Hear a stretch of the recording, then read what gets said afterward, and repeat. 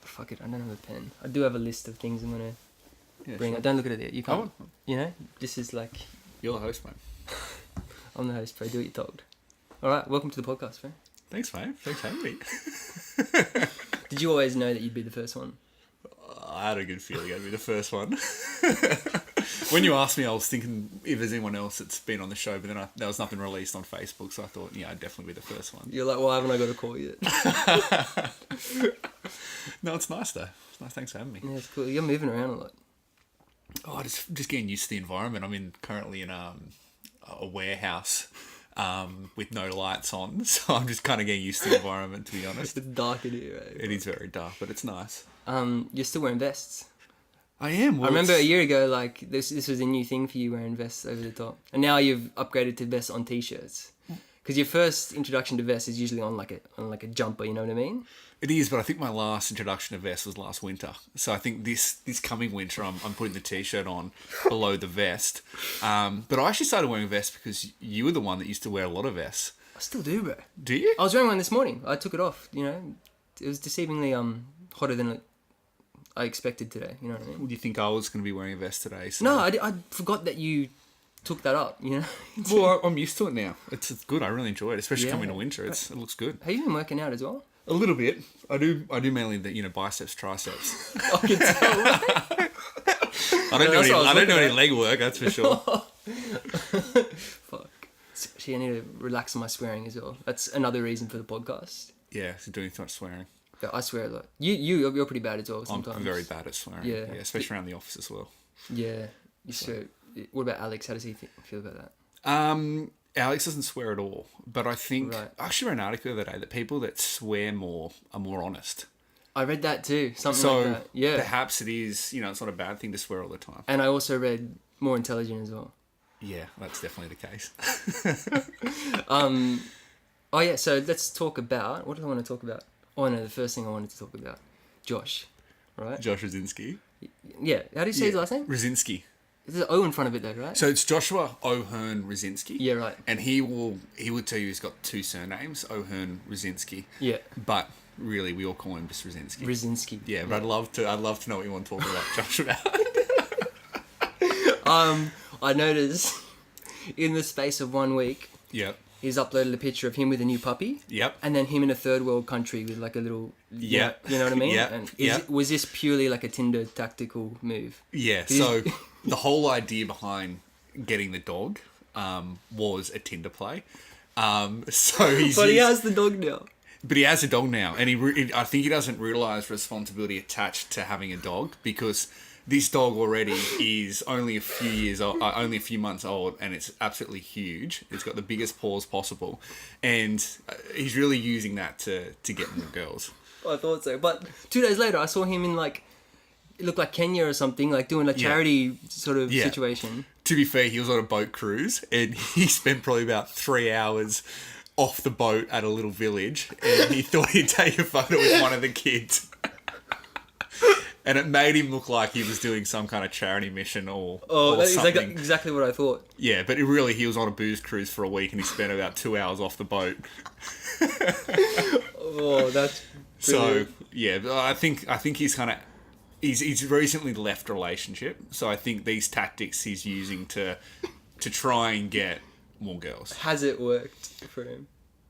He'll say it's worked, but it depends how you're measuring it. He may have got a few more matches, but I wouldn't say he's meeting up with more. He hasn't girls. converted. He hasn't converted anything. No. I feel like it's hard to convert these days. Or you wouldn't. You haven't been in the game. I've been out of the game for a long time. So I've been out of the game for almost 4 years. I'm a relationship guy though, so. True. I don't know what it's like converting, but you're in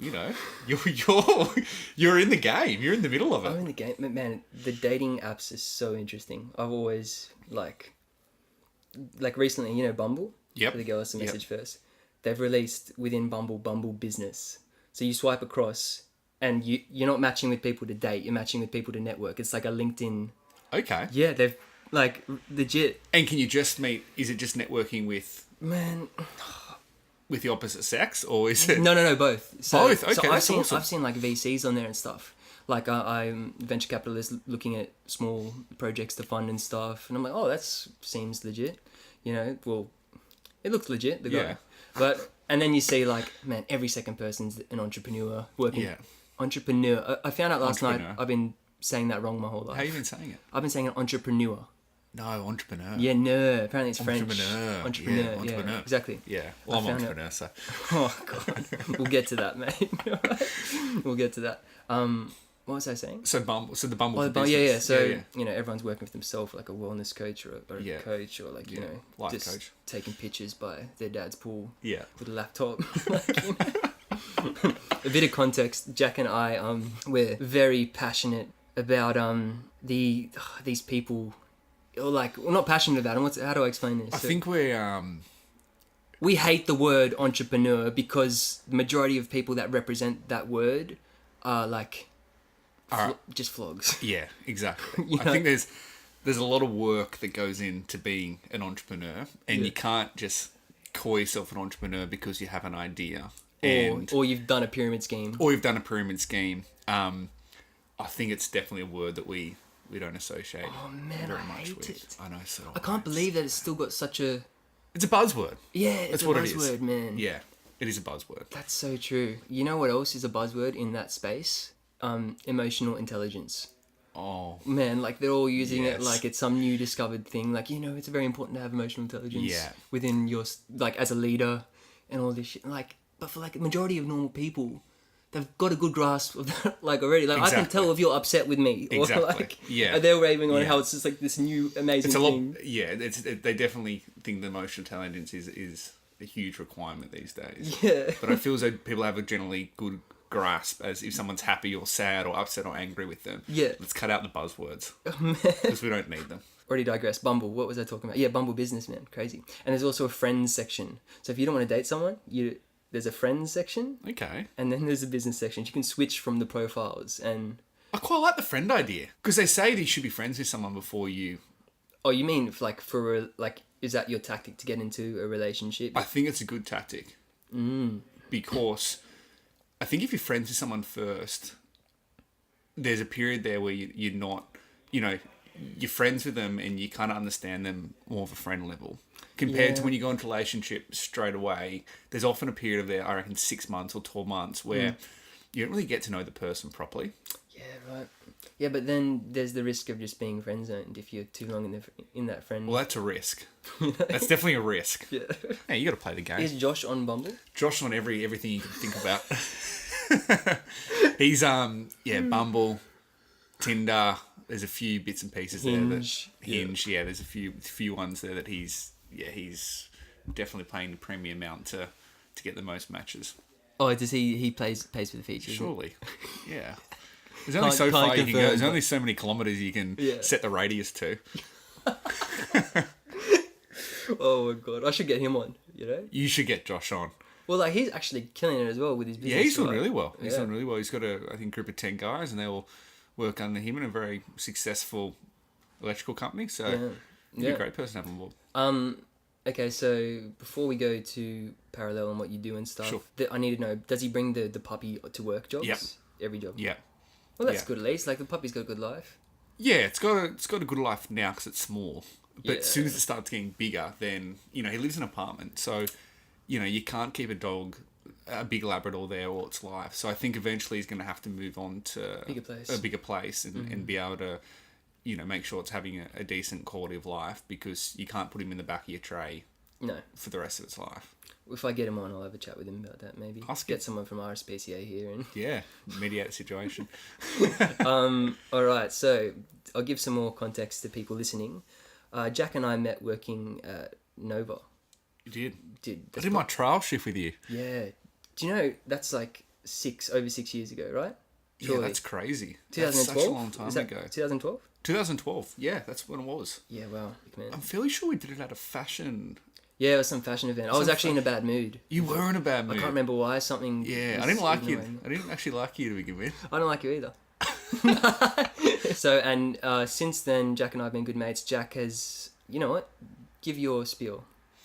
Or like, just tell a bit about your story. What'd you? Yeah, so I first worked after school, coming out of uni, working for a travel company called Unleash Travel, and I worked there for a number of years, and as well as working at Nova with Mark.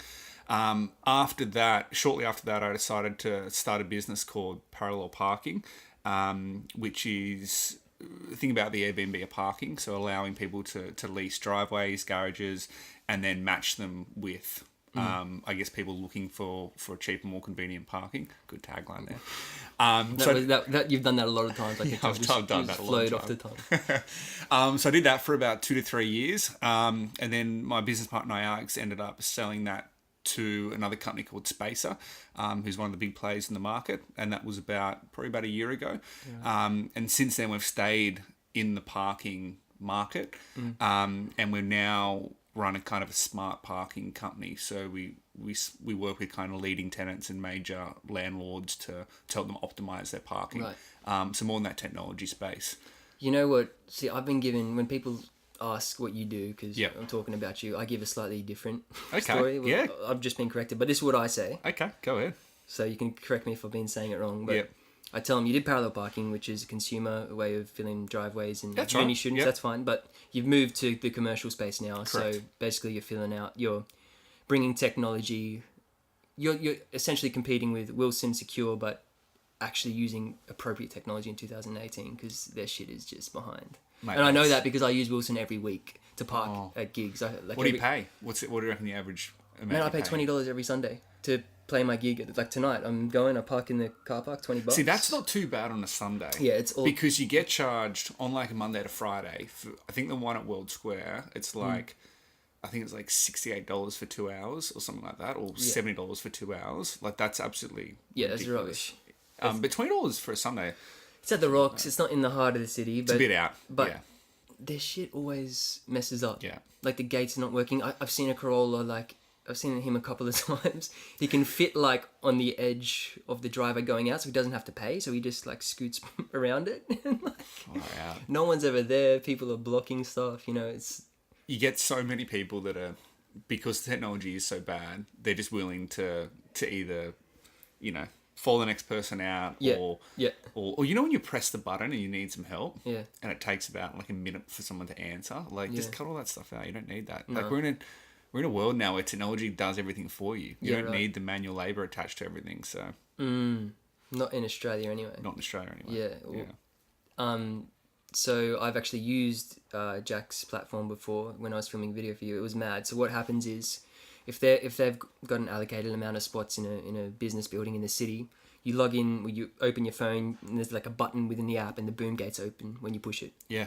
It's just like that's where it should be. Yeah. It feels good, don't you reckon? Oh, so much easier, man. I know. So don't need to wind down the window. Don't need to use a swipe card. No. All you're using now is your mobile phone to enter and exit the building. Yeah. Mate, groundbreaking technology. Mate, it's just like crazy how like these big companies like Wilson and Secure, what are they doing? Like, I don't know. You know, they've just alright.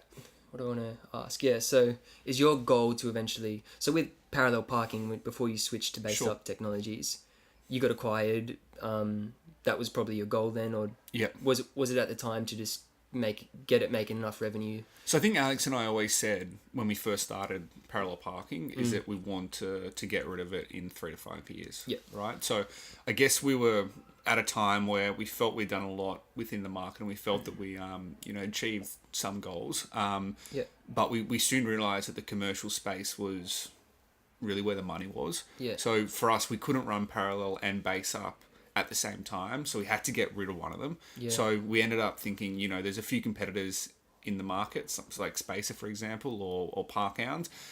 So for us, it was just offloading that part of the business and focusing on Baseup, which is the commercial side. Right. So I didn't know you were still doing Baseup. Yeah. So we're doing both of them at the same time for about 6 months, and we only had a small team. So allocating resources to, parallel and Baseup, it was just becoming way too much. And I imagine parallel would have been way like just dealing with consumers more, and Yeah, it was dealing with all customer service based stuff. Like it was all we had to do all the videos, all the marketing. Like it's really hands on, and the margins weren't that high. So for us, it was focusing on the stuff that was going to make us a lot more money, and that was a lot more profitable, which was Baseup. Yeah, bro. So it's just, that's a lesson, a good lesson I learned. Just go. Yeah. Focus on the stuff that makes you money. Well, also just like going B2B is just B2B is, you know, it's a lot easier. Oh, sorry, it's not a lot easier, but stable, bro. It's just it's a bit more stability. And there's, when you got recurring revenue and you got, the same amount of money coming in each month, you take away a lot of that customer centric hard work. Especially you'd face like breakfast shirts and stuff, or even when you had handpicked, it's like you're constantly dealing with absolutely individuals, and every individual has a different problem. And in Handpick's case, individuals weren't paying necessarily, or they did some in-app features, but like it was, geez, you just had something you had to do Exactly, and you wouldn't see tangible results anytime soon. It was a long-term sort of game. So what's your goal? Or well, is it now for Baseup? Do you want to get acquired by one of these big guys in a couple more years? Or yeah, I think so. And again, what Alex and I talked about was that we want to Alex, myself, Alex, and Pete, who's kind of our head of technology guy. We've kind of got the business at a point now that we've got some really good clients on board. We're earning some really good monthly revenue, and if we can just build that to a point where it's it looks really good on paper. Would love to just kind of shift that to another big company to look after and kind of use those. Does it not interest you being able to run a company that big and like, or are you just saying, because I understand, like, I think the best thing, one of the things I've learned is like, how do I expect for me to run a company that's making like 10 mil revenue? Like I've never done that before. I've never managed 20 staff. Is it just, but does that interest you? Because you've slowly built up for like 5 years now, so surely you could give that a crack if you wanted to. Yeah, we definitely could. Like, at the moment we're hitting the numbers we want to hit, and we've got a small, strong team, but there's other stuff that I want to do in life. You know what I mean? And do I want to be selling parking software for the next 10 years? Do you know what I mean? Yeah, absolutely. And do I want to be dealing what do you do? I don't car know. Parks? Do you know what I mean? Like, oh man, anything involving cars in Sydney. I know, is just right? So there's a lot of stuff that, and I'm sure Alex is the same, that that we want to do. Yeah. So if we just get it to a point there, it's it looks good for a buyer to buy in and perhaps just take it to the next level, then we'll definitely be open to that. But it would also be open to just running it for another 5 years. I don't know, like we're a weird stage. I understand. You guys are based in the city as well. You got your own setup. Yep. So it's just you, Alex, Pete, and... So it's myself, Alex, Pete, and a girl named Weija. So she's our... Weija, yeah. So she's how do you spell that? Weija. Sorry, Weija, if you're listening and I spelled your name wrong. No, but she's our junior software developer. So she works under Pete. Yeah, right. And you don't she's hear really, of a lot really of good. Female software developers. You don't. Days, You don't. But one of the things we did do was that we set kind of the precedent that we want to hire a female. Yeah, right. Because it's easy to turn to a bit of a boys' club, and especially in that startup area, and especially like parking and property and stuff. So we said, really? Is that a heavily? It's quite a heavily male-dominated industry. But we said from the beginning we wanted to hire a female to kind of break that trend early on. I think that's mad that you're doing that, but like that's a lot harder because a lot of the time, like without sounding like I'm being sexist, there's less female software developers. There is. So like it definitely is. Like there's way more probably males within that industry. But if you spend the time, recruiting properly, then you should be able to find like a female that suits the role. Yeah, right. I think too many businesses, they go out there and they, it might be just easier to hire a guy or female for a certain position because it's more tailored to that, that type of industry. Yeah. Who's like, are you the CEO, Alex? Are you joint CEOs? You don't really, because I'm not gonna lie, like I think. That's a bit of a fad term as well, CEO. Like, it doesn't mean anything. And you can't be a CEO of a 5-person company. Yeah, exactly. Do you know what right. I mean? Yeah. Like, you're the chief of what? Yeah. You know what I mean? The chief of who? So we don't use CEO. Like I'm a CEO putting breakfast shirts in paper bags. Exactly. Exactly. What's a CEO? Yeah. Do you know what I mean? And I've seen, you see so much on Instagram and LinkedIn, man. especially LinkedIn, with people's titles as, you know, CEO of a 1-person startup that's been in the market for 3 weeks. And it's like, instead of focusing on your title and that stuff, just focus on growing your business. Or just starting a business. Or starting the business. Like, it's such a pet hate of ours. Like, man. having that Absolutely. CEO title CFO, is... it's just shit. So to answer your question, we don't have any titles. No, I thought so. But if push came to shove, I'd probably CEO. No, I'm joking. You can't be CEO of a... You know, I can understand when you've got a big corporate company with 100 employees or even 50 employees, and you've got a CFO and a COO, and you've got different departments that all report into the CEO. But to be CEO of a a 3-person company is ridiculous. Is ridiculous. So would you say you're CEO of breakfast shirts, or just to get one up on Sam, for argument's sake? I'd do the same as you, say just to G him up. but we're the same, bro. Yeah. I think we just Just call mutual. yourself a co-founder. That's it. Co-founder's the best one, I think, because really that's what it is. You found the company with someone else. You're a co-founder, and that's all it is. You know, I really don't like entrepreneurs. Entrepreneurs. Yeah. And like, bro, like, you know, one of the first things I liked about you is like you sold your car to downgrade your car to put that money into your own, into parallel. Yeah. Like, that's mad, bro. That's what everyone should be doing. You know what I mean? Like, or like if you're really passionate about your thing, bro, like put your money where your mouth is. So how much money do you think, you know, not an exact figure, but you put a lot of money into ventures you've been in. Do you think a lot of people just don't change their lifestyle to make things happen? Because people, well, bro, you know, I reckon, first of all, oh man, I got so much to say on this. I speak to some people who want to start the business, and as I mentioned in the first intro, like I do not feel qualified to give business advice at all, you know, but people ask, they see you doing something, I'm sure you get it all the time, and anyway, and I'll tell them, I do this, or I use this software for the website, it costs $300 or $400 a year, and they'll shudder at that. And I'm like, man, like you need a website, and if you're shuddering about chipping $500 of your own money just to get a website for your business, like, are you seriously wanting to do this? Yeah. You know what I mean? You don't want to sacrifice that. Like, a lot of people would spend that on alcohol or some shit in a fortnight or whatever. Spend on a night, some people. All right, mate. Josh Azinski. But I think it comes down to sacrifice. Do you know what I mean? If you aren't willing to make some changes in your lifestyle, especially at the beginning when you have no money. Yeah. And like, you know, for example, you know, all our marketing material, I was using good friends like yourself to film the video, just on small, you know, cash-based projects. But people are willing to not downgrade from their BMW or not move out of home, move back to home, or do the little bits and things just to put the money in initially. Yeah. Because I think that's the half bit. Like, money's so valuable and cash is king. So if you don't have the cash, then absolutely, you know, you're pretty.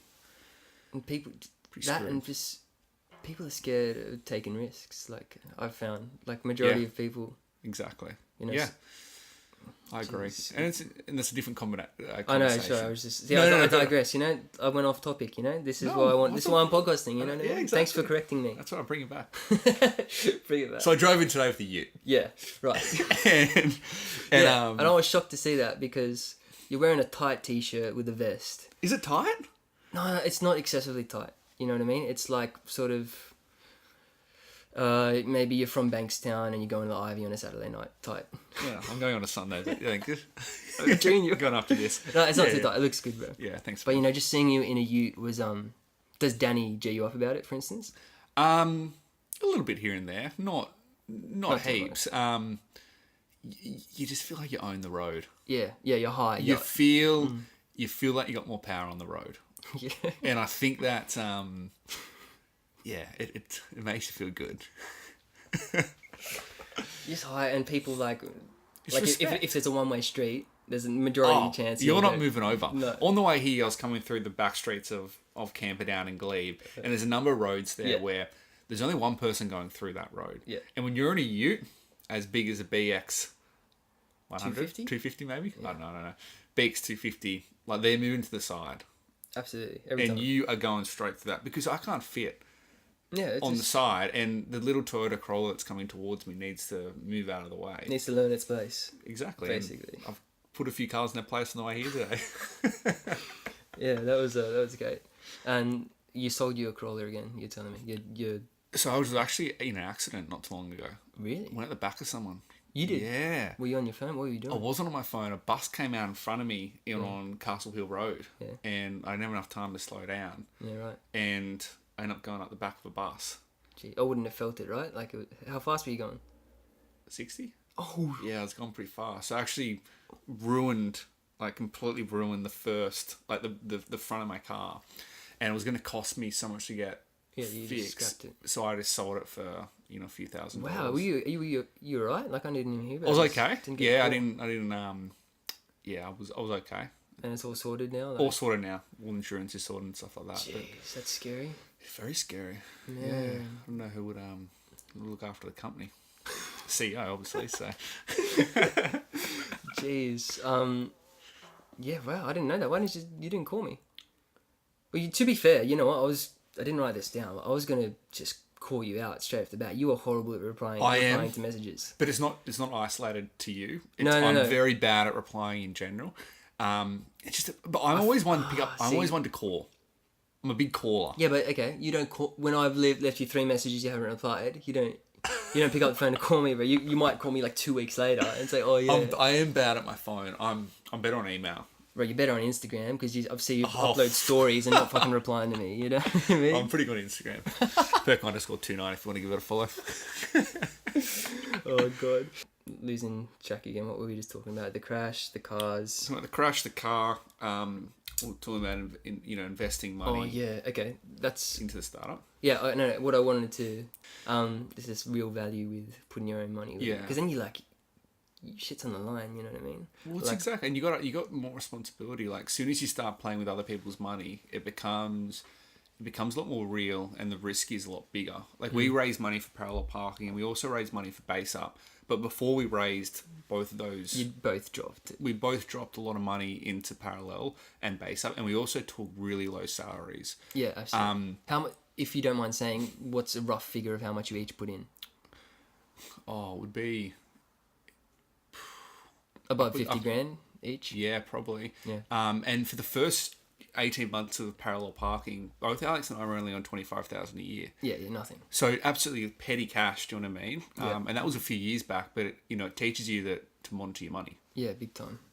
Yeah. Because a lot of people will raise money, like $1 million or something, and they go and pay themselves like 150,000.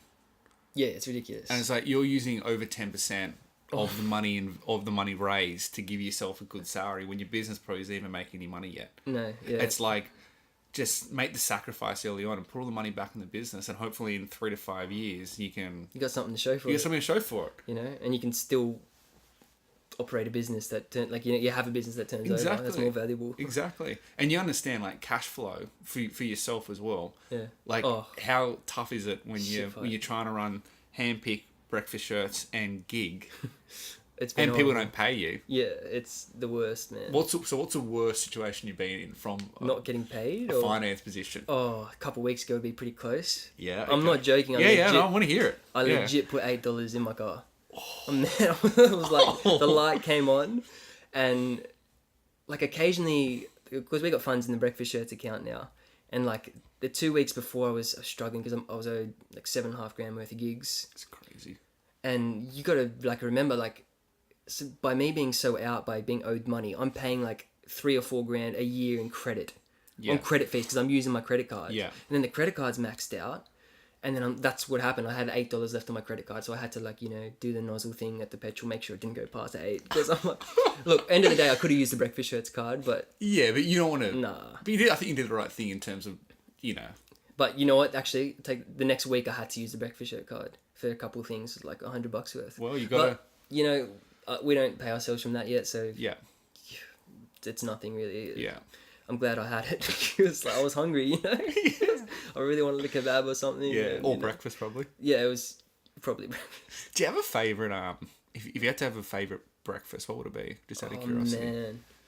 It's just, I love going out for breakfast. So What is it about breakfast in comparison to lunch and dinner that you really like? First of all, I'm a morning person. So You are a morning person. Yeah, big time. Like, a lot of the time, I've gone to the gym. I've done 1 or 2 hours work before I go to breakfast. So I'll get up at 5:30, go to the gym at 6, done at 7, do an hour or 1 or 2 hours, 7 to 9. Yep. And then I go to breakfast at 9:30. And I feel like I've already done heaps, and like I'm sort of rewarding myself Yeah, I think that's a good for the morning. way to start the day. Yeah, I didn't even think about it. Like, I just gave you an honest answer. That's legit what came to my head. Yeah. And now that I put it like that, it makes a lot of sense. Yeah. Well, see, I'm not a breakfast person. Yeah, I would have guessed that about you. What would you say I'm more? You're more like a dinner, stay up to 2 a.m. person. I used to be. I'm not as much anymore. What now? Are you a lunch guy? I love a good lunch. On a Friday, we'll often go to like the pub for lunch. Yeah. And I love a good like steak or snitty. Yeah, we went to the Glenmore once. Oh, we did too. Yeah, bad service though there, wasn't it? Yeah, man, it took like 2 hours. Took way too long to get the food out, which was pretty average, but yeah, it is what it is. But no, I'm not a breakfast. I do enjoy breakfast, but I wouldn't. That's why I tried to arrange a breakfast before we did this, and you were sort of iffy and ahhing about it. I did have to drive up to the coast last night and drove back again. Oh, what'd you do? We had Danielle's good friends, which my girlfriend had a engagement party, but it was 2.5 hours away. Jeez. And I didn't want to stay over the night, so I just said I'd drive. Where down the south coast was it? Oh no, it was north. Sorry, it was towards Dungog. Oh yeah, it was beautiful. It was really nice. Was it in Dungog or just? It was in Clarence Town, which is the next suburb across from Dungog. Have you been to Dungog before? I have been to Dungog a few times. Dungog? Yeah, Dungog right. A few times. Yeah, it's really beautiful out there. Man, it's that big. I actually played at the Dungog Film Festival there too. Oh, did you? Yeah, that probably sounds a lot bigger and better than it is. You know what I mean? I was just like busking, like on a little stage somewhere. Yeah. It was cool, but like that main music festival. No, you really amped that up. Film festival. Yeah, okay. Look, I wouldn't say it's rivaling Tropfest. But, but it's close. It's up I'm there. sure there's some good films. Yeah. That main street in Dungog though is it's mad. It's just like some nice breweries and like, little bakery. Well, it's really nice. There's some tumbleweeds and stuff. Like, you get to be quiet on the outskirts. It is. And I think then one of the reasons I wanted to drive last night is because I knew it was a bit off road, so I could get the ute out there. I knew it. Which means I could go on the grass. I could go on the the big path that goes out of the farm. Yeah, right. Take it off road, mate. Take it off road. Did you whack it in 4-wheel drive, mate? Yeah, I did. Yeah. I don't want the wheels to skid out. So. No. Especially if there's a bit of condensation on the rain, getting cold. It was nice. It was good fun. Oh shit! I had another question. Oh yeah, okay. I want to go back. Sorry, sure. Just because we're digressing again. What are your thoughts on equity splitting with getting people involved in equity? I think a rule of thumb should be you should maintain as much equity as possible from the beginning. I think... But I'm going to interrupt you straight away. That's what I was under that same impression, but then it got to a stage... I guess it's slightly different for you, but I was doing everything for handpicked, and I didn't want to give away equity because I thought it was just so valuable. But me giving away equity early on would have been a game changer because it would have had someone whose balls were on the line as well, Exactly. No, I totally agree with you. Like, I think, and, if you look at Baseup, for example, there's an equity split between myself, Alex, and Pete, and then we also have a group of shareholders that own equity in Baseup. Yeah, right. But ideally, you keep as much equity for yourself. But when you have other people with you that are also on the line, like you said, it's a lot more real, and it's also there's other people to lean on, and other people have skin in the game, and it is less stressful. Yeah, and I think the other thing is you don't have all the skills. Like, that's it. Do you know what I mean? I don't have the skills to do all the accounting or do all the tech development. But if you bring someone in that do have those skills and give them a slice of the pie, it's a lot easier to move forward because you don't have to pay them as much as well. And there's a few bits and pieces there that you can do, but you got to find the right person. Honestly, you don't want to give equity to the wrong person. If we had to give or sell some equity or whatever, I'd want. Like, for instance, like an animator, someone who can contribute with a skill. Yeah, for an e-commerce store, it's exactly. For you guys, you're tech related or whatever. Yeah. Well, it's either skill or money. Yeah, do you know what I mean? So, if someone's going to give you $500,000, then, or $100,000, it could be a bit of a game changer. But if you bring someone with the skill and then just focus on making money, then I think that's a lot more beneficial. Yeah. Are you guys going to, are you done with funding? You don't... Look, I think How much bigger can you scale? Like, is 200 or 300 more grand going to... No, so we're at a point now that we raise money to bolster the team up and to just make sure that we had a bit of a runway. But now that the monthly revenue that we've got has really extended our runway now for another 2-3 years. Man, that's exciting. So we don't need to raise any more money to survive. But the only time we'd raise more money is if we want to expand. So if we want to go to Asia, or we want to go to the UK or the US, where we need to put a team in place, or we need to get technology, or we need to, buy new technology, then we might raise money to do that. But I think we or maybe acquire some little similar... Or, exactly. Or there was some companies out there that, we thought we could, buy their technology or buy them and stuff. Then we'd raise money, but we'd always be raising money for a purpose, not just to raise money for the sake of it. So, yeah. That's... What about yourself? Would you consider doing a funding round for breakfast shirts? We are on the fence. Some days we're like, some days I'm like, we could deal with 200 grand to get this just scale quick. Just get the stock and all the inventory. And get the infrastructure right. We need to go to China, set up a better supply chain. Because right now, the English barrier is horrible. Like, some of the quality that comes through, you spend so much on samples. We need to go meet them face to face, get a mad structure. We're paying too much. Yeah. Small quantity orders and all this stuff. We could... But then again, there's some merit to it, how it is, because we are turning over enough, and in time we don't need funding. Exactly. You know what I mean? So we're lean enough to, but it just takes a bit of pressure off. Yeah. No, I was going to say it takes, if we had cash now, I could go to China right now, but I can't go to China next week. We need to save up for a couple months to buy new stock and then allocate some for China. Yeah. It just takes time, but there is benefit of that, growing slowly, focus on the brand growth, pushing which is what I do, just 100% getting the term breakfast shirts out there and explaining what, educating content stuff. So the time is not waiting for cash, for our own cash to fund our own stuff. It's not a big issue. There's benefits, but some days we're like, and we've had offers of friends and stuff saying, man, I'll get 50, I'd invest in this, I'd put 50 grand down or something, and it's tempting, but then it's who do I want to fund? Do I want a dumb investor, someone who's just going to give cash and leave me to it, or do I want someone with a skill who can help me?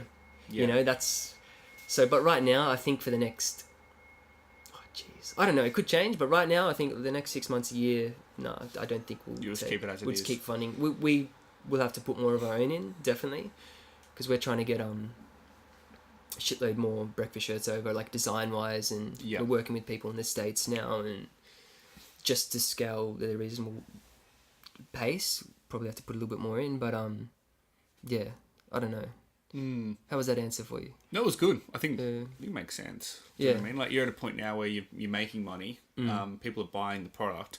It's just about getting all the infrastructure right, like you said, and making you a bit more lean and a bit more affordable at your end to do, and whether that's a trip to China or not. And also figuring out, believe it or not, although I'm a video editor and stuff, I still haven't figured out our price point per sale of product.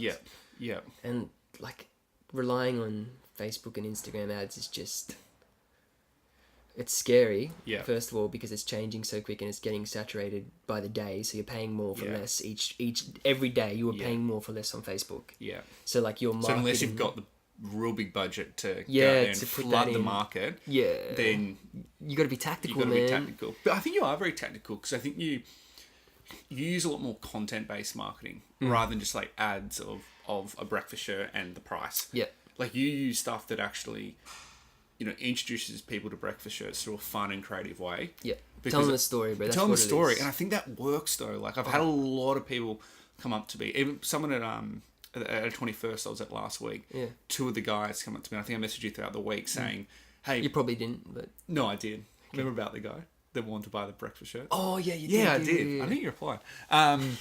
So he said, I've seen stuff on Facebook about you, mate. I've seen the videos of the breakfast shirts. Where can we get one? So it's definitely through a story and a feeling big time. of Like, you know, it's a pretty cool product. I've tried to copy some of our competitors in the Australian market. Look, Yeah. I wouldn't call them competitors because as far as they are, but as far as I'm concerned, no one's selling breakfast shirts. They can't, you know what I mean? Yeah. Like that's... What are they selling again? What are the... Oh, fuck. Granddad shirts, party shirts. Party shirts, you know. that's the one. You always see the party shirts term. It's so outdated. It's out there. It's been done. 2010 party shirts. Yeah, it's 2010. It's been Yeah. done, you know. What was I saying? See, like what? How did I just lose my chain of thought then? I was just so... Well, threw me off a I bit. probably threw you off, yeah, sorry. I didn't mean to do that. Marketing, Facebook. Oh yeah, so I've copied some of these competitors' ads before. I'm like, oh, this must be working for them. Yep. And like some of it's literally like a video. It's a video of still images, which is for anyone listening. If you Facebook obviously favors video now, so if you have a still image and upload it, it may get a certain engagement. But if you make that still image a video, like 20 seconds, Facebook's going to bump it up in the feed more. Yeah. That's why you see cool. those pictures with the arrows going across them. Oh, That's yeah. because it's distinguishing that it's a video. So really what Facebook is doing, correct me if I'm wrong, is they're saying that more people are going to be interested in that. No, well, So we're going to make that yes sure that's and no. being seen by more people. No? I think they're more... Okay, a video that goes for a minute keeps people on Facebook more than someone viewing a picture for 10 seconds. And their main objective is to keep attention on Facebook, right? So they're encouraging videos because that's got a better shot of keeping people's attention on Facebook. So they're going to bump that higher up in the algorithm. Yeah. Okay. That makes sense. Yeah. So it's amazing what Facebook is doing, and obviously all about the data leaks and things like that. crazy, right? How about the week after? I had about 30 emails from all these people I'm with saying, we've updated our privacy policy. Yeah. Well, they have to. Yeah. Like, because otherwise it's, you know, otherwise there could be court cases or there could be just people not, you know, liking other brands and stuff. But oh yeah, so I copied the ad. Let's go back to that, and like literally really similar to what they were doing. A video of images of the breakfast shirts just fading in and fading out, and I got shit results. And I'm like, what? It just gave me like shit. Maybe these other e-commerce guys in Australia or wherever also don't know what they're doing that much. they've got it wrong too. Because all my videos, which I have I'm like an advocate for putting a story in every video you do, and like integrating the product with the story, which I'll go on about in another podcast. But all those videos like perform well. I didn't get any sales from their tactic that I use. Put it that way. So what's been the most for people out there that you know, that have started, you know, an e-commerce business and want to promote stuff on Facebook and Instagram? Jeez, you're the host now. Let's go. Yeah. I've changed. I've changed it. What would you recommend to get them? What would be the most effective way to get the message out there through advertising on Facebook?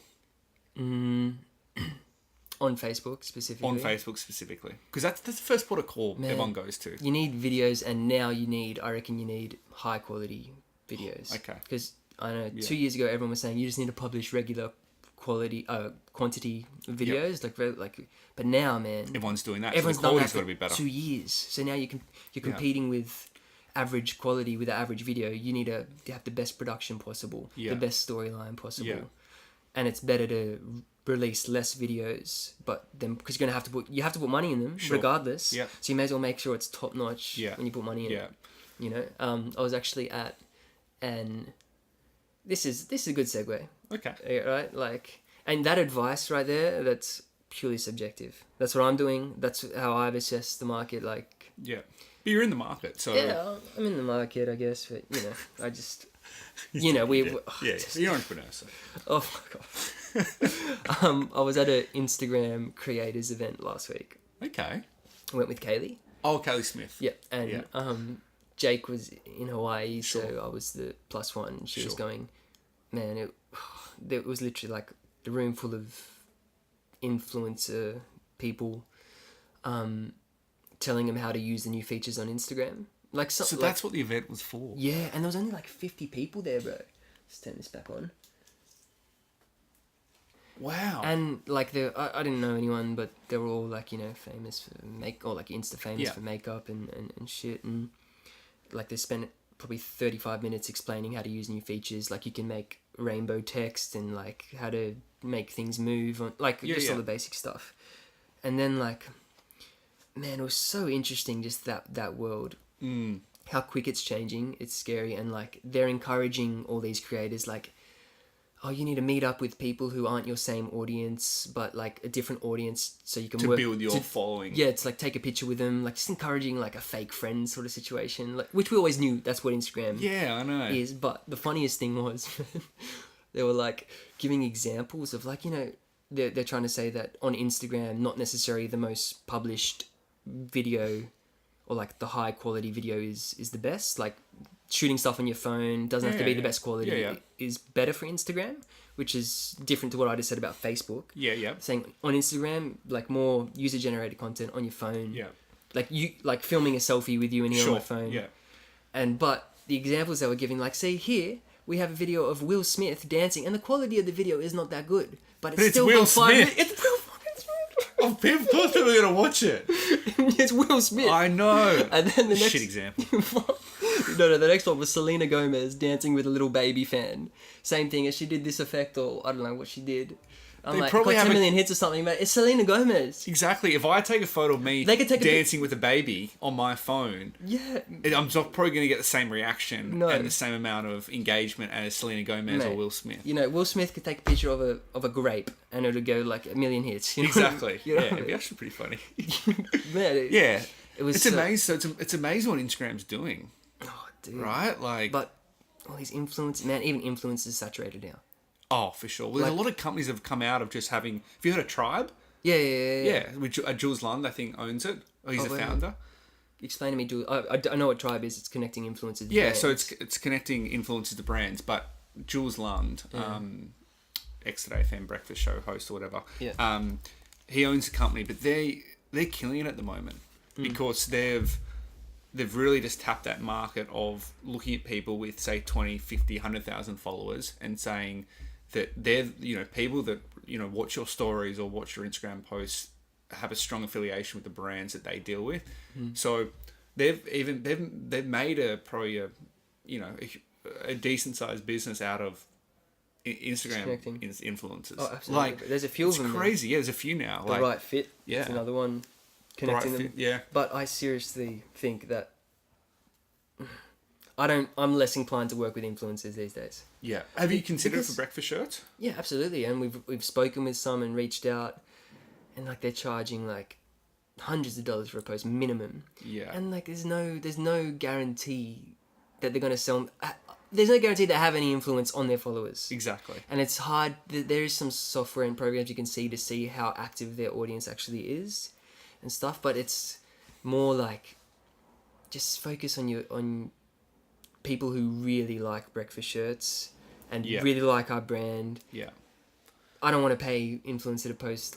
Maybe occasionally I'll send a breakfast shirt if they're the right brand They're really, for us. and you've kind of almost reference checked them in a way. Yeah. We have a lot message us, man. Like probably 5 a week. Yeah. Okay. So between some of them have like look, there's some. I don't know why they're messaging me. They got 100 followers. Like, can I represent? Yeah. Just trying to get free stuff. But there's of some up course. to with like 40, 50k. Yeah, and that you're stuff. willing to consider. Well, if I liked their brand, but a lot of the time they don't suit. So I just have to, just wait. And like that podcast guy, Theo Von, we're working with, that's the perfect example of the person we want to work with. And he's done work like Joe Rogan and stuff like that as well. He's a regular on Joe Rogan. That's crazy. Oh, man, we got so... And how did that come about? Just because... Okay, so I'll tell you, man, this is a good story. Sam's well into podcasts and well into Joe Rogan. And I never listened to him that much, but he'd send me the best Joe Rogan ones and I listen. Yeah. Great. He's like, listen to this one with this guy Theo Von. He's funny. He's your type of humour or whatever. And I'm like, all right, listen to it. And I listened to it and he was right. I'm like, this guy is hilarious. I don't know what it is. He's just real, like, casual, funny. And so then I started listening to his podcast because he had his own. And just quickly, what's his background? Like, who is he? He is a comedian. Okay. So for the last 10, 15 years, he's been a comedian. Yeah, American comedian, who has, from my research, he's pretty new to me. Like 2 months this is the first time I heard of him, 3 months ago or something. He was on MTV as a host before that or something. Okay. Yeah. So he's done a variety of stuff, majority comedian. And so listen to his podcast, and his podcast it's growing really quick right now. So even now it's like on the way up massively, and I think he's been doing it for under a year or something like that.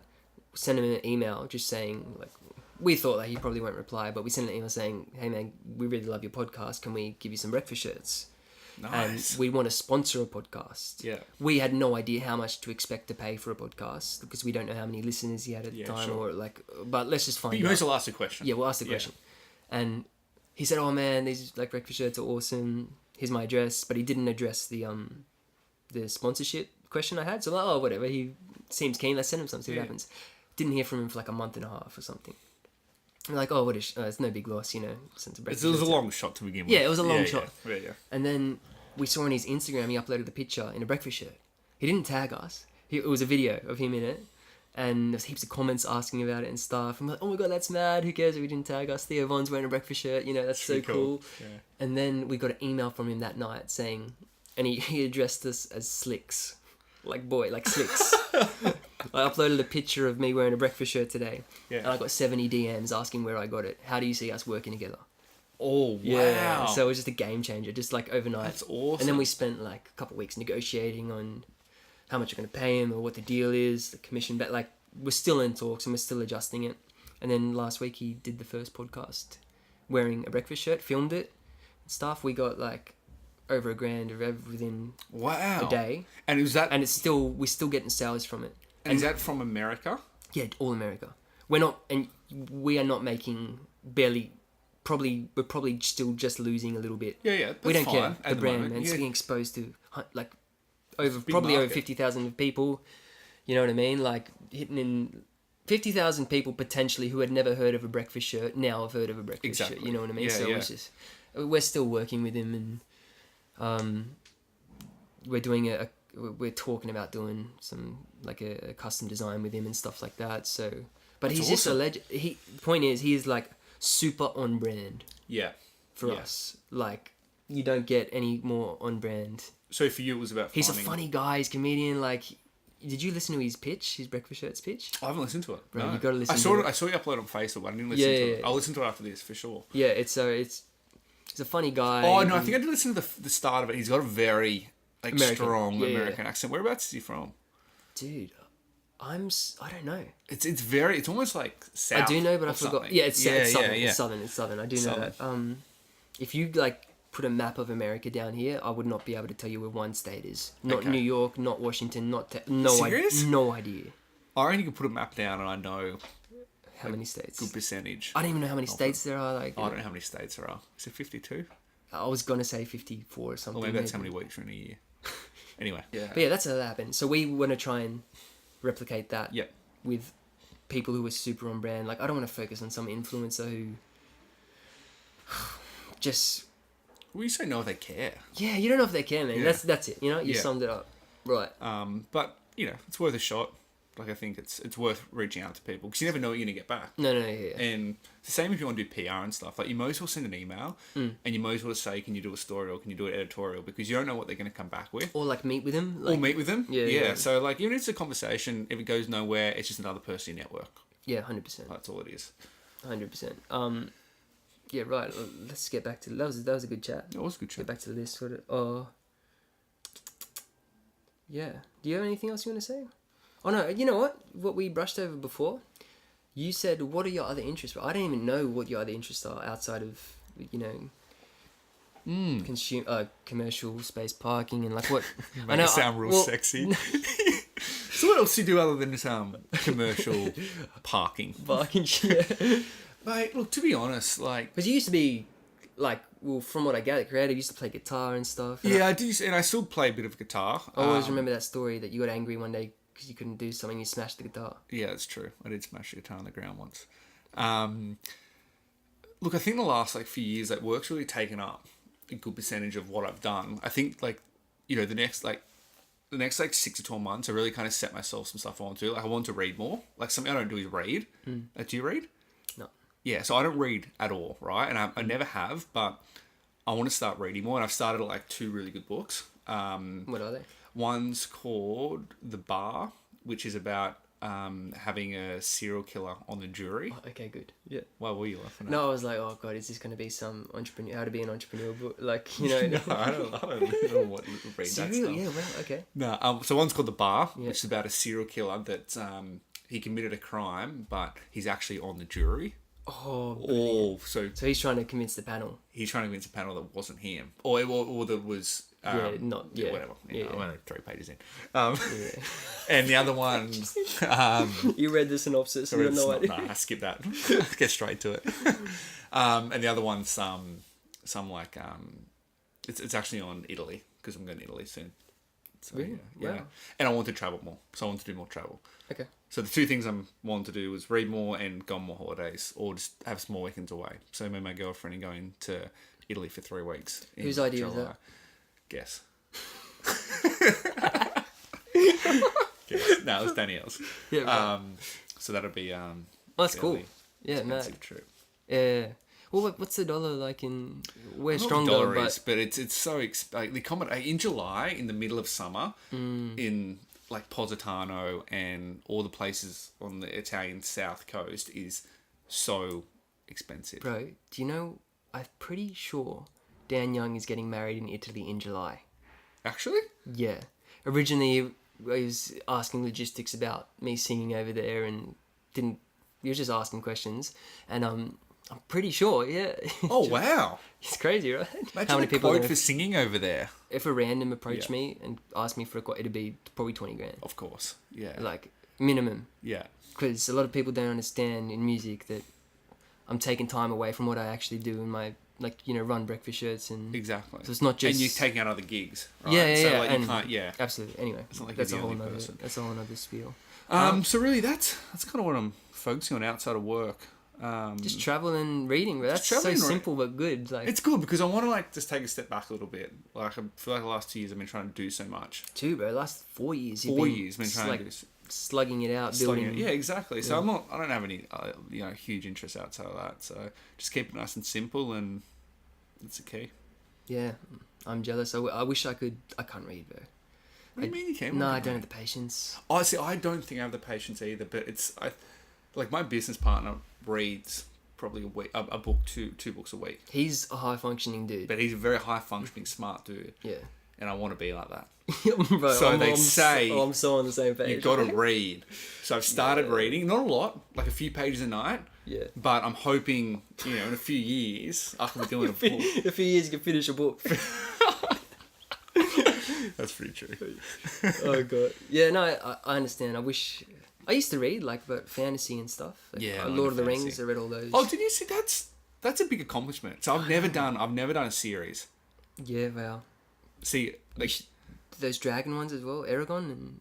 I know I heard of Aragon. I haven't read them. Yeah, right. I enjoyed those as a kid. Yeah, as well. like the Harry Potter ones, Lord of the Rings. Like, they're all The big. Harry Potter ones, man. Are you gonna are you saying you want to do a series? No. Oh, you don't want. I don't. Baby because- steps. Baby steps. Let's get through the 100-page book first, and then Yeah. let's move on to some of the bigger series and stuff like that. Because I don't want to go through that. You know, I had a neighbor when I was a little kid who I didn't like Harry Potter the books as a kid. Like I wasn't interested. Yeah, neither. And every year she gave me like the next Harry Potter. Like the first one, she gave me here's Harry Potter and the Philosopher's Stone. I'm like, oh thanks, but I don't read Harry Potter. But thank you. And like probably a little brat, but whatever. Next year, the next one, Chamber of Secrets. Yeah. Thanks again, but I don't read them. But thank you, just being polite. I'm not joking. 8 years in a row. Just and each year I kept saying I don't. So she'd finish one. No. She'd buy them new as a gift for As a Christmas. gift. Yeah. Oh. But each year I'd tell her like I've always been very forward my whole life. If like yeah, of course. to give me like, it's gonna be polite, but Yeah. I don't read them. Yeah. You know what I mean? Yeah, yeah. And each year, and I've just always remembered that.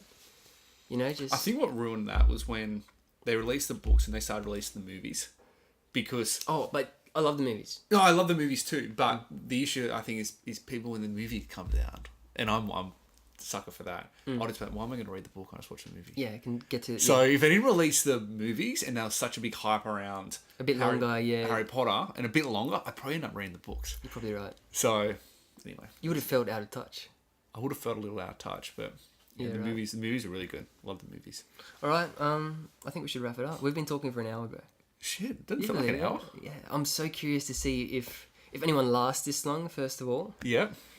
Okay, I was just gonna give away. If anyone lasts this long, the first person to message me gets a Micro D Music T-shirt. How's that? That's pretty good. What a good deal, eh? And I'll give you 1 day free parking in the city. Oh, that's expensive. Can you actually back that up? Can you facilitate that? 1 day free parking. Yeah, in we the can city? do that. Oh, that's mad. All right. Cool. Thanks for coming, bro. I'll definitely have you on again soon. Sounds good, man. Appreciate being on. Wow. Cool. 1 hour and 3 minutes. Do you believe that? Didn't feel like it, did No. it? I only felt like 40 minutes. Oh, for me, 30, bro. Fuck, let's be real.